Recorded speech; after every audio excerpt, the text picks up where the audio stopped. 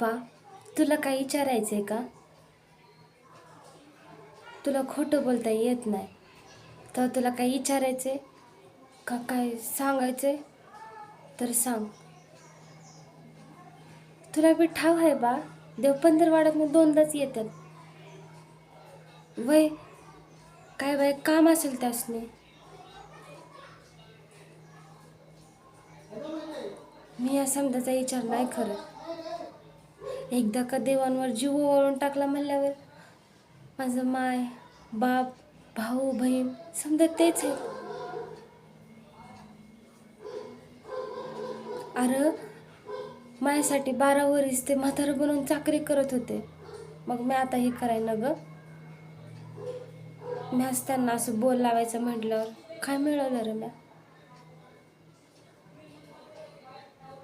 आता समजा त्यांची इच्छा असेल तसंच होणार.